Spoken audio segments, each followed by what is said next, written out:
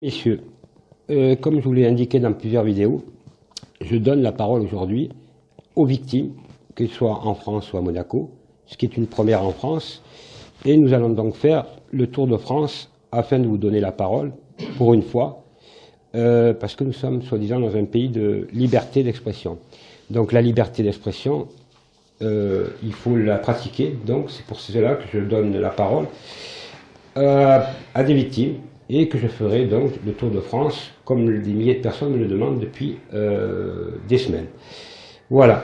Je voulais simplement, avant qu'une des victimes parle, rappeler à Monsieur Lacoste, Maître Lacoste, Monsieur Marangoni, Monsieur Claric, toute cette bande qui pendant des années ont mis la terreur en principauté de Monaco, avec la complicité bien entendu de magistrats à Monaco, de nationalité française, qui ont mis la terreur. Et cela, ça fait des années que ça dure. Mais aujourd'hui, grâce à l'association et grâce au courage de personnes qui ont décidé de parler, vous connaîtrez comment ça se passe en principauté de Monaco, entre autres aussi à Nice, Aix-en-Provence et dans toute la France. Ce qui se passe aujourd'hui dans les tribunaux, mais aussi les notaires, avocats, huissiers, tous, ils ont un point commun, c'est d'appartenir à cette franc-maçonnerie véreuse qui pourrit la France, puisqu'il faut rajouter que les hommes politiques français, Serge Petit-Demange l'a bien dit, sont aussi francs-maçons. S'ils se couvrent tous, et aujourd'hui vous n'en pouvez plus.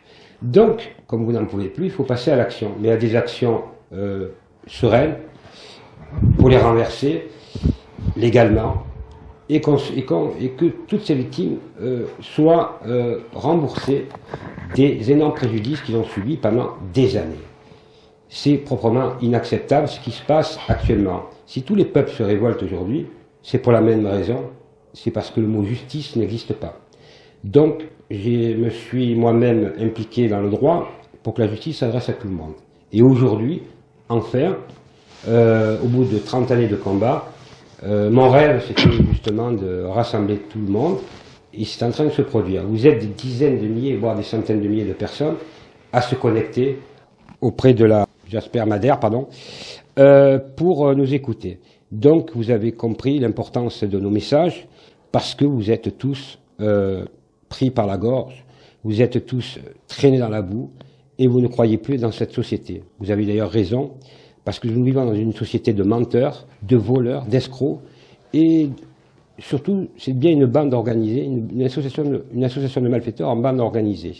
Dès lors, aujourd'hui, il faut mettre le haut là, et seuls, nous, les citoyens normaux, pouvons le faire, avec courage, et aujourd'hui, les personnes qui parlent, qui vont parler, sont courageuses, parce qu'ils dénoncent des faits très graves, qui ont mis en péril leur famille, qui ont mis en péril toute leur vie, et qui se battent depuis des dizaines d'années, et qu'on a fait passer pour fous, pour ci, pour là, bien entendu. Cela, c'est intolérable.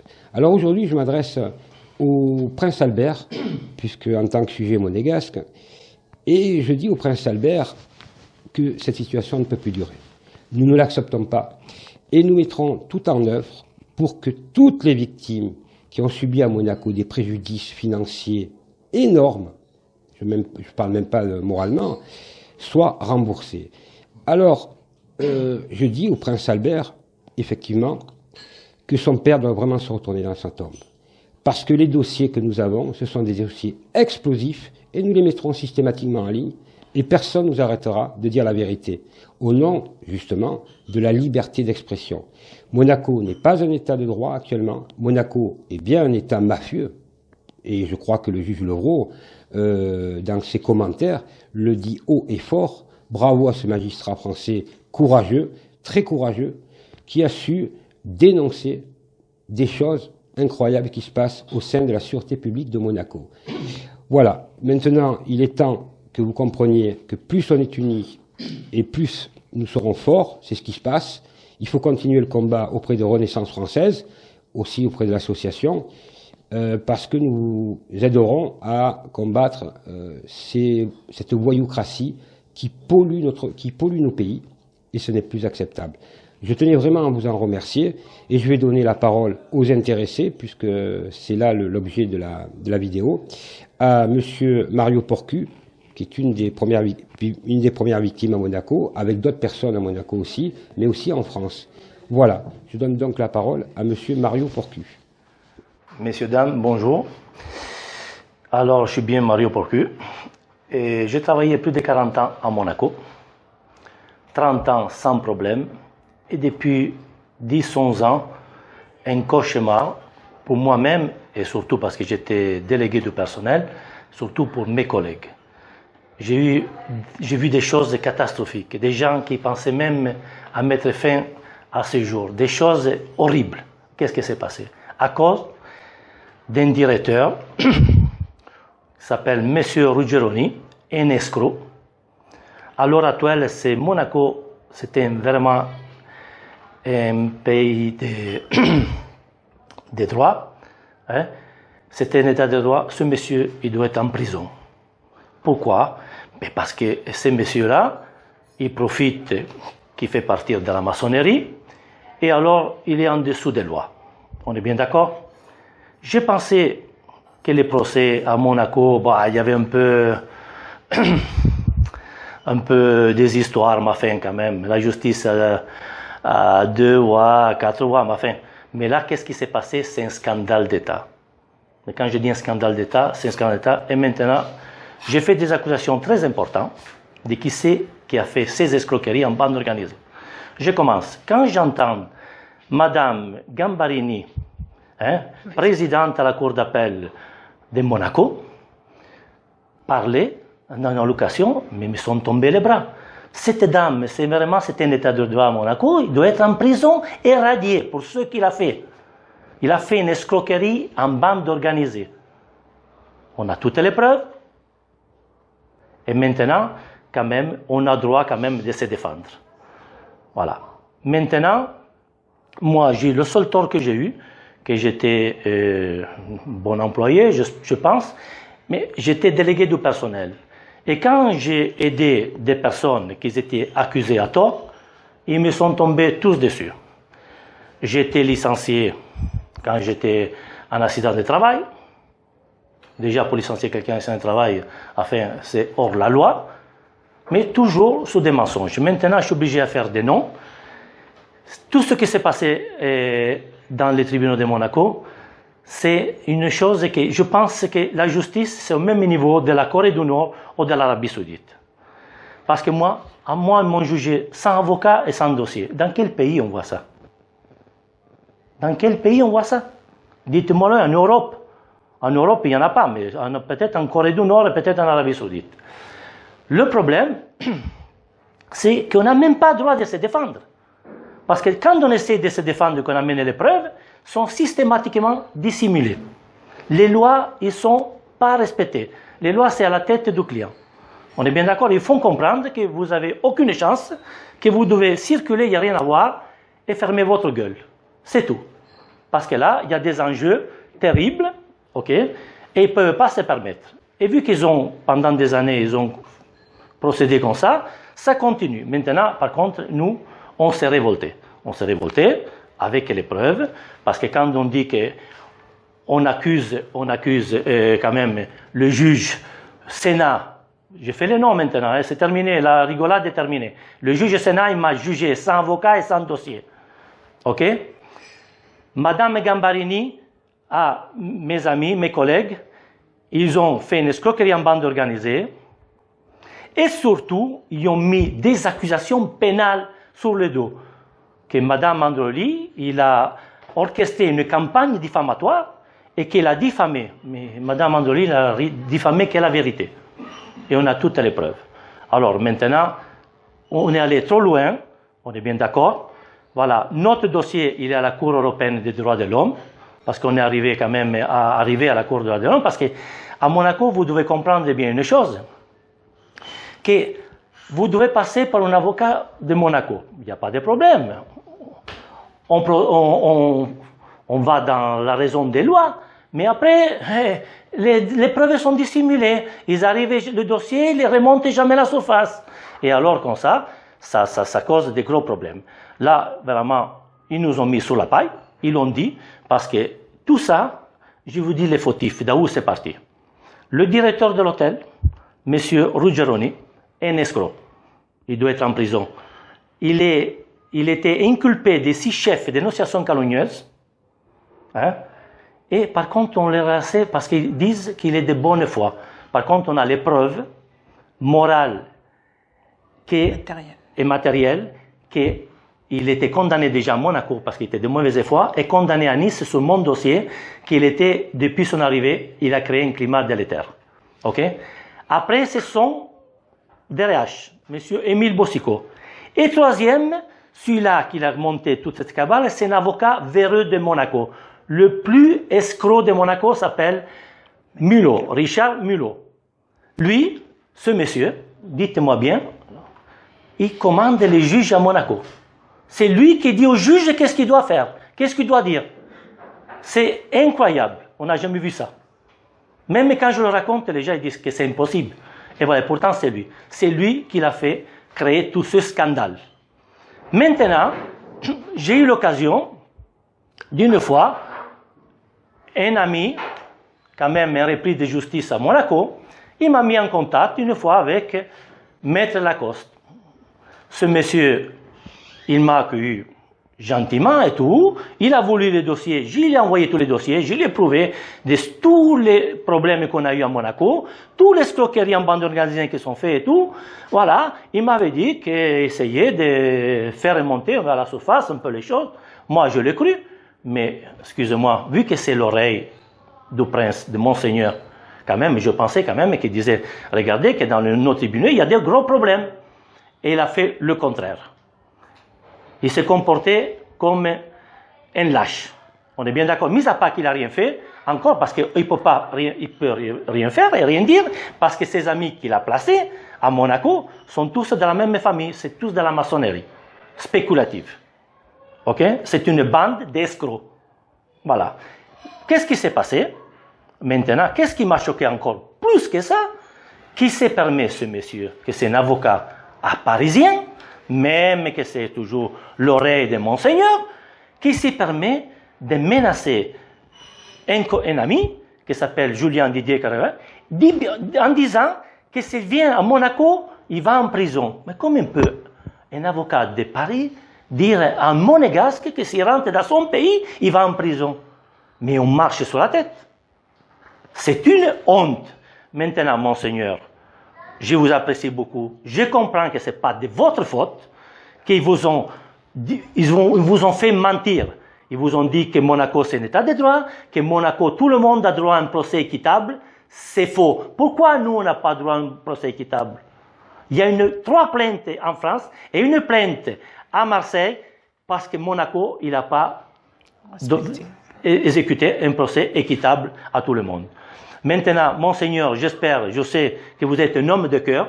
Je vous fais confiance parce que vous, je sais que tout ça, vous ne le tolérez pas. Maintenant, c'est vous le chef, c'est vous que vous devez faire le nécessaire. On demande des réparations des tours subis parce qu'ils se sont même vantés, on nous ont même insultés dans les tribunaux qu'on est des marginaux et tout. Maintenant, on demande des réparations. Mais pas dans un mois, je ne vous donne même pas une semaine de régler le problème parce qu'autrement on va jusqu'au bout. Et il y a l'association, il risque de me mettre une plainte au pénal à l'AE. Ok? Parce que ça, là maintenant, vous avez tout en main, les manettes en main.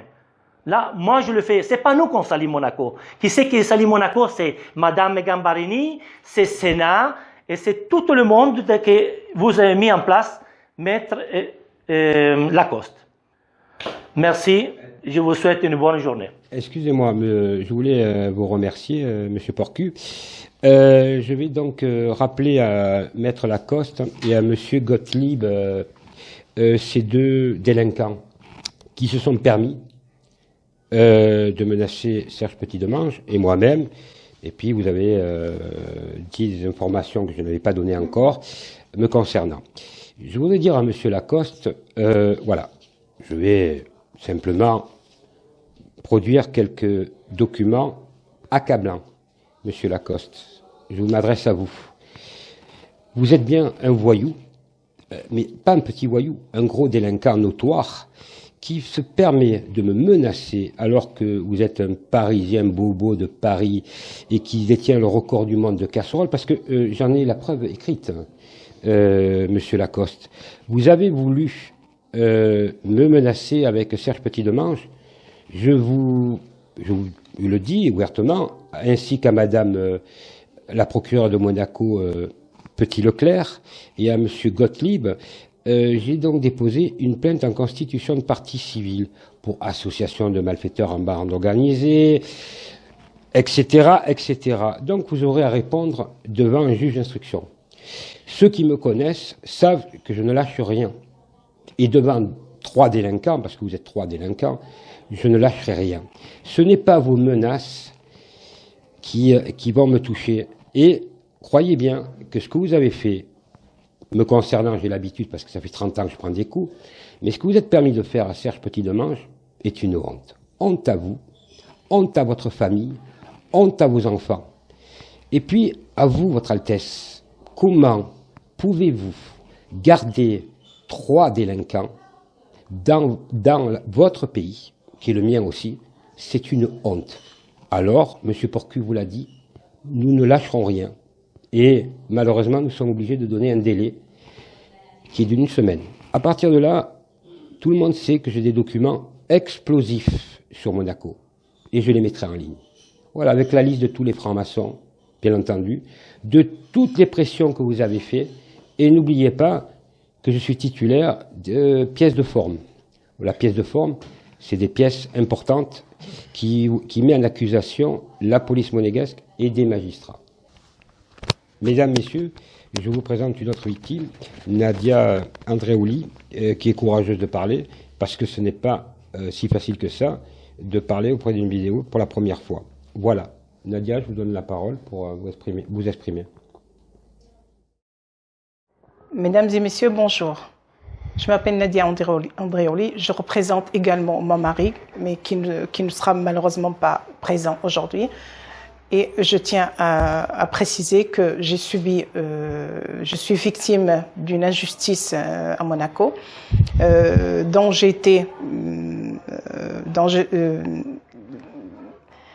je suis victime d'une injustice à Monaco. J'ai été en maladie et licenciée parce que je m'appelle Madame Nadia Andreoli, l'épouse de mon époux, qui a fait une pétition à l'époque. Donc j'ai subi toutes sortes d'injustices, plusieurs procédures devant les tribunaux de Monaco. En fin de compte, on est condamné avant les jugements. Donc, c'est-à-dire Monaco n'est plus un pays de droit. Les institutions n'existent plus. On ne peut plus se défendre parce que il faut faire plaisir aux employeurs de Monaco. On est maltraité dans les tribunaux de Monaco. Donc, j'ai subi les lois de Monaco et les conventions collectives ne sont pas respectées. Devant les tribunaux de Monaco, nous sommes victimes d'une escroquerie en bande organisée, dont j'ai dénoncé à plusieurs reprises dans mes courriers adressés aux bâtonniers de Monaco, à 3 bâtonniers de Monaco, au président et des tribunaux de Monaco, au procureur de Monaco, Monsieur Dorémieux, qui est parti déjà, et à Madame Sylvie Petit-Leclerc, dont j'ai adressé mon dernier courrier en date en janvier 2019, où j'ai dénoncé tout ce que j'ai pu subir devant les tribunaux de Monaco, dont j'ai demandé réparation au préjudice subi. Donc j'ai été licenciée en maladie, mais mes procédures ont duré 7 années de procédures, dont je ne comprends pas, que c'est incompréhensible pour un licenciement abusif. Et bon, j'ai du mal à parler. C'est l'émotion, c'est normal. Oui. Alors, Madame Andreoli, pardon, je sais que c'est difficile de parler, c'est la première fois, mais c'est pas grave, hein, c'est votre courage qui compte. C'est votre courage qui compte.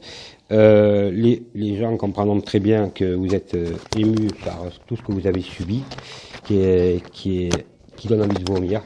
Ça veut dire les amis, les avocats, les magistrats, tout ça, ça magouille, ça soustrait des preuves, ça fait faire des faux témoignages.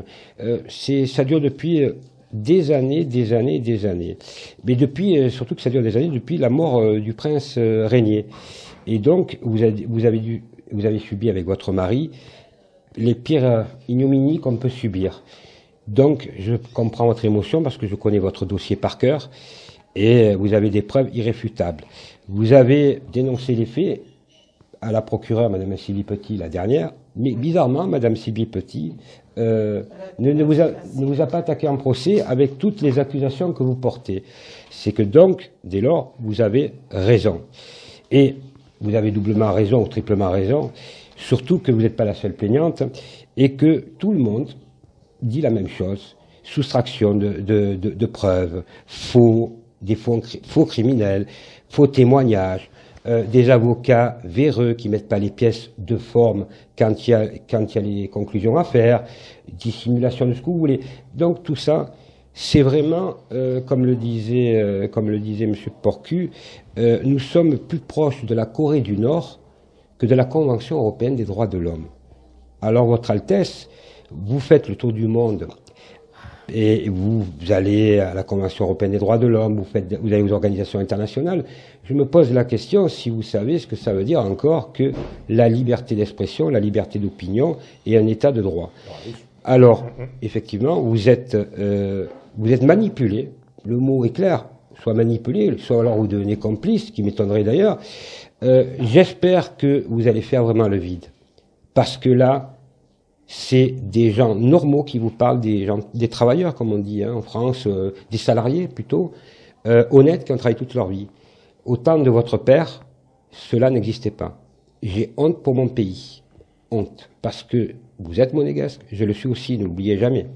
Moi, à la différence de M. Lacoste, de M. Gottlieb et de tous ces lèche-culs, j'aime mon pays. Et je le défendrai, même si je dois dénoncer des faits scandaleux. Voilà, je crois être clair. Madame Andréoli, vous avez pu vous exprimer, je sais, vous êtes par l'émotion, mais aujourd'hui, vous avez lancé une pierre. Vous avez permis, par votre courage, de donner à d'autres personnes la possibilité de parler. C'est ça qui est important. Bien entendu, c'est pas facile de parler dans une vidéo, mais vous l'avez fait. Et ça, c'est tout à votre honneur. Le reste, tous ces gens qui vous ont sali, traîné dans la boue, qui ne s'inquiètent pas, parce que je suis un rouleau compresseur, et je vous rendrai responsable jusqu'à la fin de mes jours, s'il le faut. Et vous ne resterez pas dans mon pays. Parce que vous êtes des étrangers qui salissent mon pays, qui traînent dans la boue le prince Albert. C'est honteux. Voilà ce que j'avais à dire.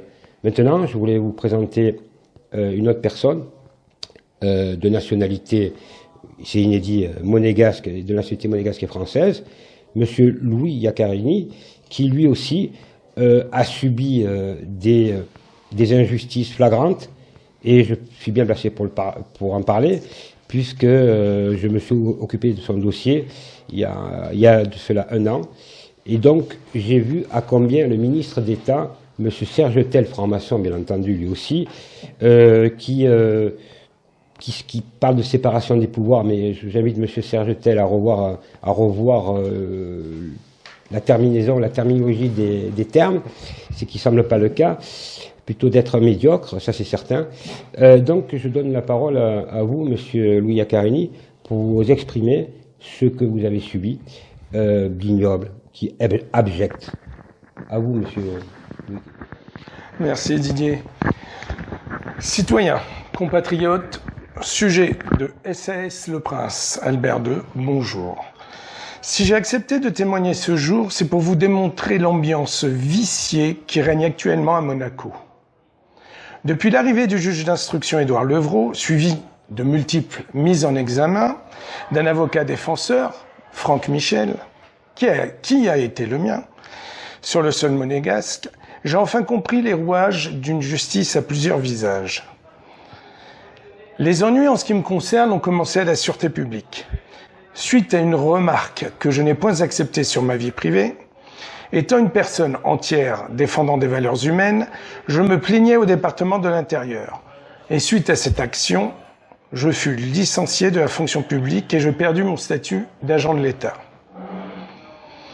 19 ans plus tard, malgré de nombreux courriers envoyés à tous les niveaux, dont un accusé de réception au palais princier, me voilà traité comme un paria.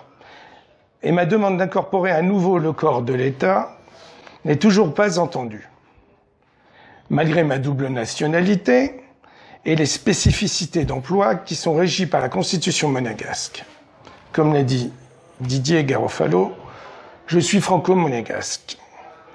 J'ai fait appel à tous les pouvoirs de ce pays, en pensant en dernier lieu que la justice de l'homme allait me donner raison.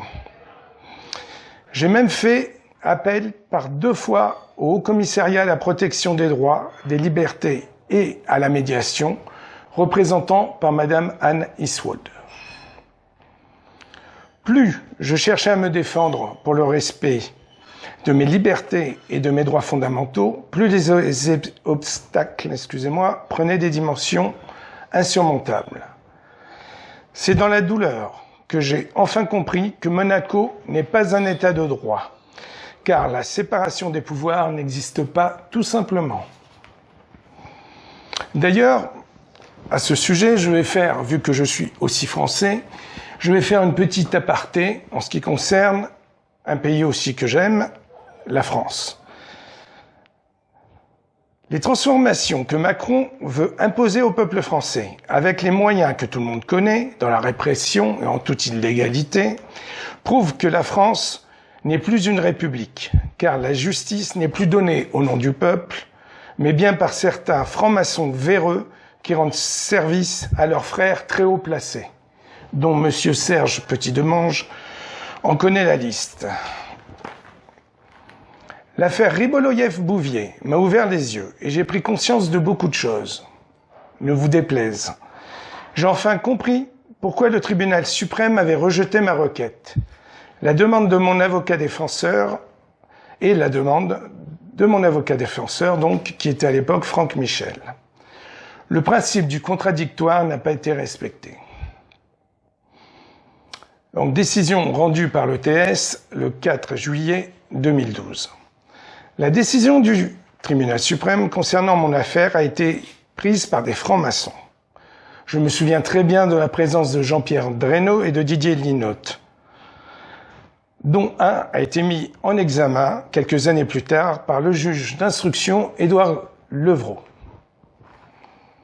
Cela fait maintenant 8 ans que je demande ma réintégration dans la fonction publique. Je réclame seulement mes droits. Et je découvre derrière la gêne Levrault que nous sommes atteints de la même pathologie. Il pense seul, il a des problèmes relationnels avec sa hiérarchie. Comme par hasard. Bref, comme moi, il ne se comporte pas en bon petit toutou, mais cherche à comprendre des situations. Ce qui fait logiquement les fondements d'un être humain, la pensée. J'ai suivi les diverses inculpations lancées par ce juge. Par voie de presse, bien sûr. Et maintenant, ces accusations concernant la magistrature monégasque et l'instrumentalisation de sa personne pour faire croire à l'indépendance et à l'impartialité de la justice à Monaco. C'est à vomir. Non seulement j'apprends la création de 2 postes pour des fonctionnaires de police qui ont été mis en examen, mais en plus je découvre que la sûreté publique est dirigée par un franc-maçon, M. Marangoni. Et de plus, je découvre l'appartenance de Laurent Anselmi à la franc-maçon provinciale, dont j'ai la liste des francs-maçons de 1993 à 1995. Trop, c'est trop. Moi, je demande un simple poste à la fonction publique pour finir mes 5 ans, jusqu'à ma retraite. Et voilà que, preuve à l'appui, on recase des Français qui ont été inculpés. Je le dis haut et fort, en ce qui me concerne, il y a discrimination. suite à des abus de pouvoir de la part du gouvernement princier qui m'interdit encore l'accès au statut de fonctionnaire, en prétextant que je n'ai pas observé le devoir de réserve. Du fait que j'avais utilisé, il y a en 2013, si j'ai bonne mémoire, ma liberté d'expression dans une vidéo YouTube. Une vidéo, non, j'en ai fait 3. Et pour montrer patte blanche, j'en ai même supprimé 2 sur cette chaîne. Mais vous ne pardonnez pas. Donc à ce jour-là, il n'y a qu'une vidéo sur YouTube. Mais j'ai une très bonne mémoire. Et je pense qu'on se reverra un jour. Vous m'excuserez de rajouter, c'est très courageux votre témoignage, parce que en tant que monégasque, parce que vous êtes quand même monégasque aussi, comme moi, hein, même si vous avez la double nationalité, je ne fais pas de discrimination, vous dites exactement ce que je dénonce depuis 30 ans. Donc, mais il y a 30 ans, j'étais seul. Aujourd'hui, les autorités monégasques et tous ces francs-maçons véreux doivent s'inquiéter, parce que nous ne les lâcherons pas. Nous allons aller jusqu'au bout. Mais au bout, ça veut dire en prison, et que toutes les victimes aient réparation de ce qu'ils ont subi. Voilà. Alors, Votre Altesse, c'est vous, le patron de Monaco, comme l'a été votre père, le prince Régnier. Mais le prince Régnier, votre père, il n'y a personne qui s'amusait à faire de tels ignominies. C'est une honte. Alors, à vous, vraiment, de passer la vitesse supérieure, parce qu'aujourd'hui, toute la population monégasque se pose des questions. Voilà. Et l'affaire Levrault démontre très bien que si un juge se fait menacer, alors qu'il rend justice, et heureusement d'ailleurs, qu'il honore son travail, ce n'est pas le cas des autres. Alors, pour donner une image vraiment comme votre père et votre mère ont fait, ils ont construit Monaco. Ne détruisez pas Monaco. Construisez-le, mais avec des gens honnêtes. Maintenant, je vais passer la parole à une dame qui a un peu peur de parler sur YouTube, bien entendu. Mais bon, écoutez, il faut lui pardonner parce qu'elle est courageuse de venir. Je vais essayer si je peux la rattraper ou pas, mais de s'expliquer assez brièvement pour que vous compreniez son histoire, parce que je gère son dossier. Je peux vous assurer que c'est de l'abus de faiblesse, c'est de l'abus de confiance, c'est de l'escroquerie, ce sont des menaces, et surtout une femme qui se bat aussi depuis 10 ans, Nice, à Aix-en-Provence, et qui tombe sur des magistrats, des huissiers, des avocats, notamment Gilbert Collard, qui détient de nombreuses casseroles d'ailleurs, excusez-moi, puisque j'ai un livre là qui s'appelle Le vrai Collard. Donc, Madame Froment, je vais vous laisser Nathalie, je vais vous laisser la parole pour que vous vous exprimiez tranquillement. Je vous remercie. Tout d'abord, je viens en solidarité à Georgia Pouliken.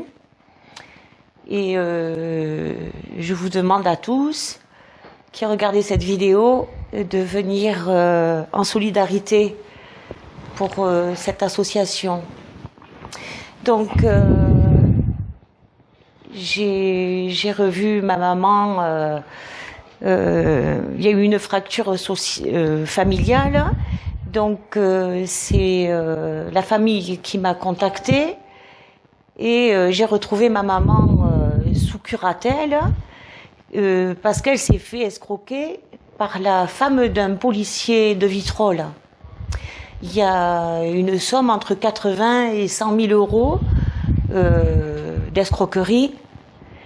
Et le procureur d'Aix a tout classé sans suite. Donc a donné sa bénédiction à l'épouse de ce policier avec son amant. Et donc ma maman, elle s'est retrouvée sous curatelle et les curatrices de l'ATP à Marseille ne lui payaient pas ses factures, ne payaient pas ses avocats, son assurance voiture, enfin des choses aberrantes que on peut pas faire, on peut pas faire ça, quoi. Et donc ma maman Ma maman est décédée et elle m'a transmis ses économies. Et j'ai eu affaire à 3 avocats, sinon plus. Mais bon, voilà, eux, ils m'ont pris la succession de ma mère en me donnant l'illusion que j'allais rencontrer le juge d'instruction. Et en fin de compte, cette plainte est éteinte depuis 2012. Donc, ces avocats ont fait une constitution de partie civile pour moi, donc voilà, donc c'est été éteint depuis 2 ans, 4 ans. La plainte était éteinte. Donc ils m'ont pris plus de 15 000 euros pour me dire la plainte est éteinte. Vous me permettrez de rajouter pour que les gens comprennent mieux, c'est que vous avez pris entre autres Monsieur Gilbert Collard, oui. Qui vous a fait croire avec d'autres avocats des alouettes sans tête, et ce monsieur a pris beaucoup d'argent. Et avec l'acharnement, vous avez pu prouver que ce monsieur, puisqu'il est quand même avocat, il se vend d'être un grand avocat, savait très bien qu'il y avait prescription, et donc il savait très bien. Donc il vous a pris beaucoup d'argent, mais vraiment beaucoup. Et vous êtes arrivé quand même avec le combat, même s'il a été, comment dirais-je, le bâtonnier de Marseille l'a protégé comme il le protège depuis des années, puisque dans le livre Le vrai Gilbert Collard, il a à peu près 100 plaintes auprès du bâtonnier par rapport à ses honoraires. Vous l'avez fait pratiquement condamné, là, puisque vous avez récupéré la moitié de l'argent, ce qui est pas rien. Donc ce qui prouve que Maître Collard, c'est, comment ça s'appelle, un voyou en col blanc. Et donc, comment peut-il être autrement, puisque une ordonnance vient d'être rendue à votre faveur pour qu'il vous rembourse un certain montant. Mais dans votre affaire, puisque je l'ai bien regardé, il y a encore un fait extraordinaire, et vous allez nous le préciser. La procureure qui a rendu le jugement, c'est bien Madame Brunet-Fuster. Oui, ça, Annie Brunet-Fuster. Annie Brunet-Fuster. Et donc, cette dame, alors que votre maman est sur curatelle, elle se fait escroquer donc de 80 à 100 000 euros. Donc, et cette dame, excusez-moi, je vais donc le produire, le document de Madame Brunet-Fuster, qui n'est pas une inconnue, hein, Madame Brunet-Fuster. Elle n'est pas inconnue parce que quand vous m'avez donné son nom, eh ben, elle a quelques casseroles. Et oui, effectivement, cette dame qui était à Aix-en-Provence était à Monaco, il y a à peu près une dizaine d'années. Elle avait un mandat pour 5 ans, et suite à une de mes plaintes, on lui a raccourci le délai, donc elle a dû partir, et on l'a envoyée dans les îles profondes, tellement qu'elle avait commis de malversation, on va dire de malversation intellectuelle, hein, bien entendu. Oui, ouais. Et donc elle réapparaît dans votre dossier, notamment elle protège encore un policier, la femme d'un policier, c'est toujours pareil, donc ce sont tous des francs-maçons. Et aujourd'hui votre combat est honorable, plus qu'honorable, hein, parce que j'ai vu votre dossier, c'est à devenir dépressive et ça vous a touché. Donc, qu'est-ce que vous attendez, c'est une question, du regroupement dans une association? Qu'est-ce que vous voulez faire dans ce combat? Aller jusqu'où par rapport à l'honneur de votre maman, qui avait quand même 70 ans à peu près, qui a été spoliée? Quel est votre ressentiment par rapport à ces gens, parce que c'est le même problème, tous des francs-maçons, bien entendu, hein, puisque dans votre dossier ça ressort. Qu'est-ce qu'il en est pour vous? Qu'est-ce que vous attendez? J'attends que la vérité ressorte, hein, puisque nous, le peuple, on a des valeurs. On se comporte correctement avec notre prochain, et là, c'est indigeste. Vous voyez, que ce soit la femme d'un policier avec son amant qui escroque une dame âgée en dégénérescence cérébrale, avec la Parkinson, qui a des difficultés à se déplacer, et puis en plus qui a été méprisée justement par les juges, hein, qui l'ont mise sous curatelle, et qu'elle n'a pas pu, elle n'arrivait même pas à se mettre de l'essence dans la voiture. Enfin, je vous dis, c'est scandaleux. Ils l'ont laminé. Comment? Ils l'ont laminé. C'est ça, elle est partie, elle est décédée avec une hernie hiatale et une gastrite antrale, vous voyez, parce que elle a toujours payé ses factures, elle est partie sans aucune dette, elle a toujours été honnête, correcte, loyale, elle a jamais fait de garde à vue. Voilà, donc on peut lui donner tous les mots de fragilité, d'ignorance. C'est pas de sa faute. Non, c'est pas sa On n'est pas faute. responsable d'une maladie. Je vous dis, elle a toujours payé ses factures, elle ne doit rien à la société, et elle s'est fait escroquer, et elle s'est fait laminer par tous ces avocats que j'ai pris pour la défendre, et qui m'ont humiliée à moi aussi, ils m'ont enlevé sa succession avec toutes ces factures que j'ai payées. Ils vous ont, le mot tout simple pour que les gens comprennent mieux, ils ont spolié, ils m'ont escroqué votre maman, abus de faiblesse, abus de confiance, et ils vous ont escroqué.